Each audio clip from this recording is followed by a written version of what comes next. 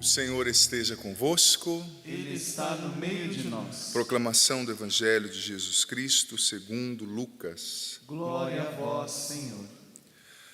Naquele tempo, Jesus contou uma parábola aos seus discípulos. Pode um cego guiar outro cego? Não cairão os dois num buraco? Um discípulo não é maior do que o mestre. Todo discípulo bem formado será como o mestre. Por que tu vês o cisco no olho do teu irmão e não percebe a trave no teu próprio olho? Como podes dizer ao teu irmão: irmão, deixa-me tirar o cisco do teu olho, quando tu não vês a trave no teu próprio olho? Hipócrita, tira primeiro a trave do teu olho, e então poderás enxergar bem para tirar o cisco do olho do teu irmão. Palavra da salvação. Glória a vós, Senhor. Que pelas palavras do Santo Evangelho sejam perdoados os nossos pecados. Amém. Nós te pedimos, Senhor, nessa manhã, abre os olhos do nosso coração, os olhos da nossa mente, da nossa alma, para que possamos te enxergar e nos enxergar a partir de ti. Nos enxergar a partir da realidade do teu amor. Vem, Espírito Santo, nos capacita a ouvir com precisão, com assertividade, e aguardar essa palavra no nosso coração. Louvado seja nosso Senhor Jesus Cristo, sempre seja louvado. Meus queridos irmãos e irmãs, que satisfação poder presidir a missa com vocês aqui no santuário e também com quem nos acompanha em casa. Você percebe que nós percebemos que uma coisa que é muito cara ao discurso de Jesus, ao longo da narrativa evangélica, Jesus por muitas vezes fala da atividade do olhar. Em outro momento no Evangelho ele fala que os olhos são a lâmpada do corpo. Olha que imagem bonita, né? E aqui ele está nos questionando sobre a maneira como nós enxergamos, né? Por que vês o cisco no olho do teu irmão e não vês a trave que está nos teus olhos, nos teus próprios olhos, né? E é interessante que o Evangelho às vezes é picante, né? Jesus nos questiona, o Evangelho incomoda. E você sabe por que tem muita gente cega? Porque em toda a tradição da igreja, especial no período patrístico, os santos padres, que são os primeiros 8 séculos ali da igreja, eles ensinavam que para o nosso olhar ser são, a lente precisa ser Jesus. Para o nosso olhar ser sábio, para o nosso olhar ser maduro, ser justo, a gente precisa enxergar a partir de Jesus. Ou seja, Jesus é o modelo, ele é o homem perfeito, como diz a Carta de São Paulo aos Efésios, capítulo 4, versículo 13. Ele é o homem perfeito. Quando a gente enxerga a partir dele, a gente começa a ter um pouquinho mais de sobriedade. Mas o problema é que no tempo atual, muitas pessoas criam um Jesus ao seu bel prazer, inventam um Jesus que não tem nada a ver com o Jesus bíblico, mas um Jesus que não incomoda, um Jesus que apetece muito aos meus gostos, um Jesus que me dá muito dinheiro, muita fama. E por isso acabam exercendo essa atividade míope, enxergando a partir de um parâmetro errado, de um critério errado. Mas você já parou para se perguntar como é construído o nosso olhar? Por que eu enxergo a vida da maneira que eu enxergo? Por que eu enxergo as pessoas da forma como eu enxergo? Você sabia que existem 4 elementos que constroem a atividade do nosso olhar, a forma como a gente enxerga? Por exemplo, a gente enxerga o mundo muito a partir do ambiente através do qual a gente foi formado, do ambiente, da cultura através da qual a gente foi formado. Esses dias eu vi uma pesquisa, me chamava tanta atenção, que dizia como o ambiente nos afeta, né? Por exemplo, uma pessoa que nasceu em Minas, ela tem geralmente, em alguns lugares de Minas Gerais tem muita serra, né? Belo Horizonte, por exemplo, ela tem uma visão diferente de quem nasceu, por exemplo, num lugar muito seco, ou de quem nasceu no litoral. Nosso ambiente no qual a gente foi criado, a cultura, a cidade, os valores, influenciam a forma como a gente vê. Primeira coisa. Mas também, outra coisa que influencia muito a forma como a gente vê, o nosso temperamento. A pessoa que tem um temperamento de um jeito, enxerga daquele jeito. A pessoa que tem outro temperamento, enxerga de outro jeito. Tanto que você que é pai e mãe, que sabe, né? Às vezes a pessoa tem 3 filhos, mas com cada filho tem que falar de um jeito. Com o filho você tem que chamar atenção para ele reagir. O outro você chama atenção e parece uma manteiga derretida, né? Vai se fechar, vai chorar. Então o pai e a mãe vai percebendo, opa, não dá para eu padronizar o negócio aqui. Cada filho tem que ter uma pedagogia, porque cada um tem um temperamento, não é verdade? Tem um jeito de ver a vida. Então o temperamento forma a maneira como a gente enxerga também. Outra coisa que forma a base da nossa visão, e aqui visão não é só a atividade de enxergar, mas a maneira de compreender o mundo, são as feridas que a gente traz no coração. Uma pessoa que traz uma ferida no coração, não curada, ela vai ver o mundo a partir da ótica daquela ferida. Por exemplo, tem gente que às vezes chega em mim e fala assim, olha, eu não gosto de padre não, porque o padre lá da minha paróquia me tratou mal. A primeira coisa que eu falo, olha, eu não sou o padre da sua paróquia, é muito prazer, padre Adriano Zandoná, sou outra pessoa. Mas a ferida da pessoa faz com que ela enxergue todo padre, todo mundo a partir daquela ferida. A pessoa que tem um processo de rejeição, por exemplo, que se sente inferior, melhor dizendo, até que encaixa melhor. A pessoa que se sente inferior, tudo que você falar para ela, ela vai sentir que você está rejeitando e está inferiorizando. Não é? Eu costumo sempre dizer nas minhas homilias, olha, eu sou responsável pelo que eu falo, não pelo que você entende. No sentido de, não que eu não vou explicar bem, não é esse o sentido. No sentido de que às vezes você fala uma coisa, a pessoa ela se sente tão inferiorizada, que ela diz, você está me inferiorizando. Eu digo, eu não estou, a inferioridade está dentro de você, você precisa curar a sua ferida. Eu não fiz para te inferiorizar. Então, nesse sentido, eu sou responsável pelo que eu falo, não pelo que as pessoas entendem.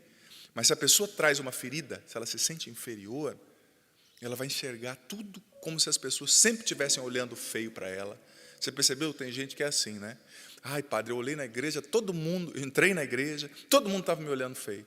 Ah, dá vontade de falar, meu filho, acorda, que espírito de importância é esse? As pessoas têm mais coisa para fazer do que ficar olhando para você, né?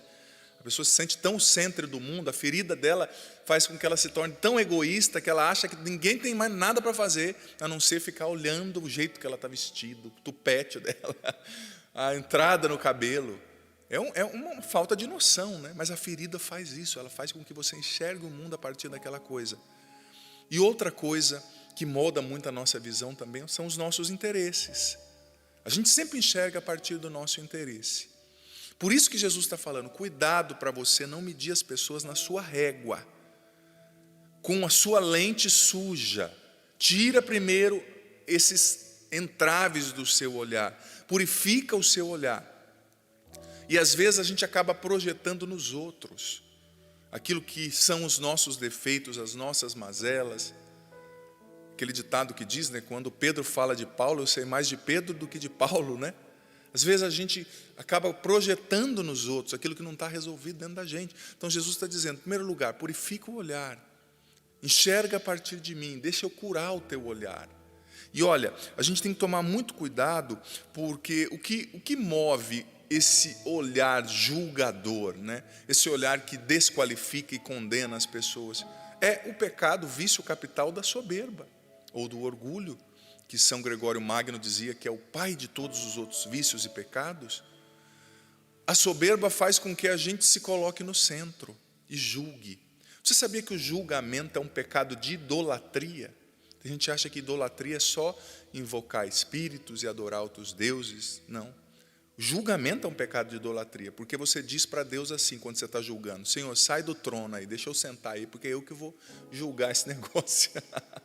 Eu que vou definir quem merece o céu, quem não merece, quem é bom, quem não é, quem está certo, quem está errado. Quem é você e quem somos eu para definir quem está certo e quem está errado?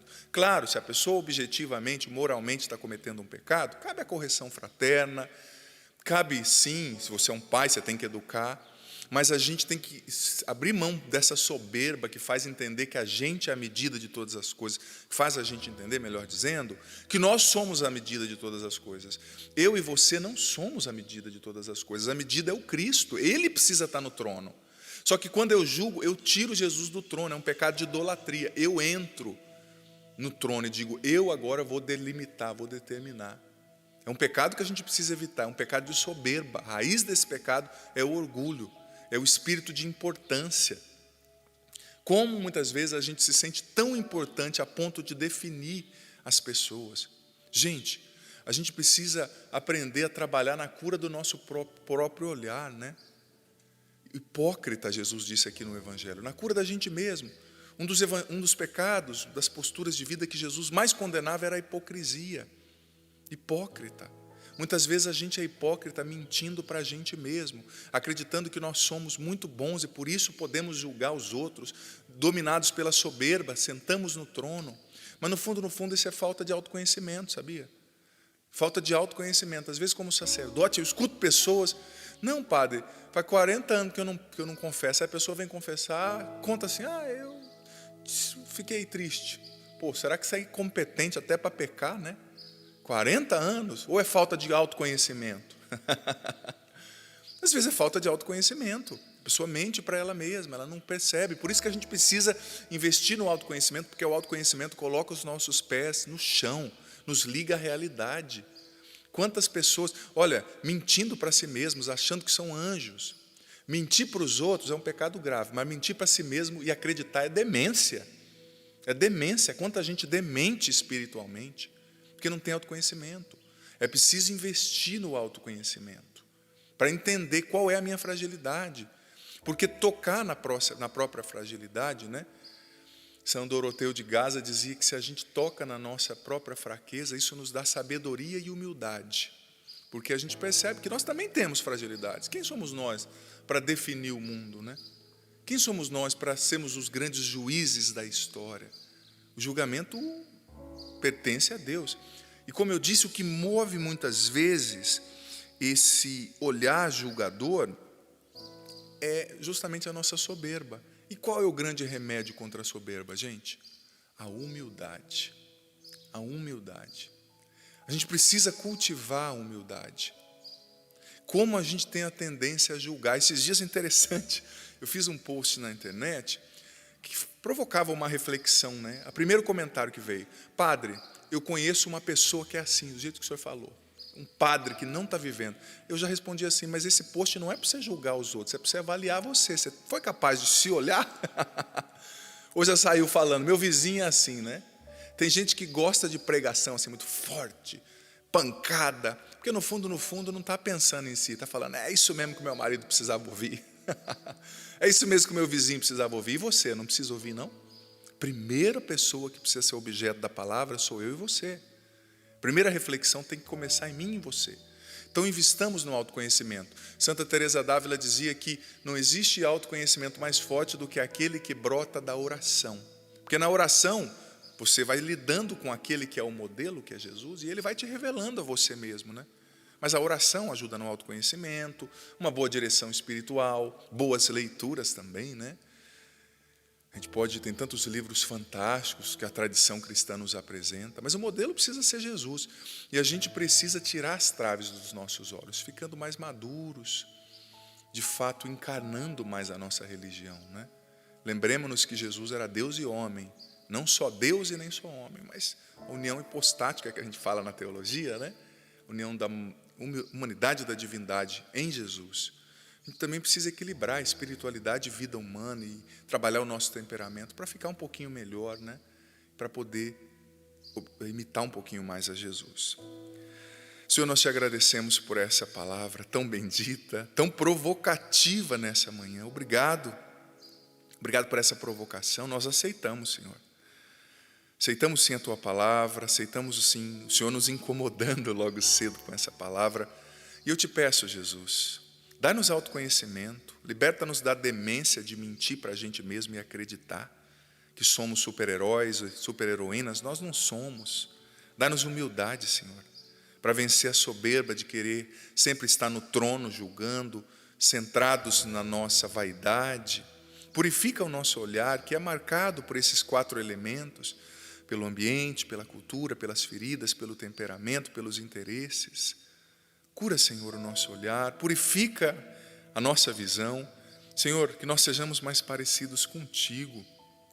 Dai-nos mais misericórdia, dai-nos mais amor. Liberta o nosso olhar dos juízos temerários, dos preconceitos. Dá-nos a graça de corrigir primeiro a nós mesmos e depois propor transformação para a vida das pessoas. Vem, Espírito Santo, nos encha nessa manhã, nos batize. Vem, Espírito Santo, nos dê o entendimento profundo de tudo que ouvimos aqui. Rogai por nós, Santa Mãe de Deus, para que sejamos dignos das promessas de Cristo. Amém.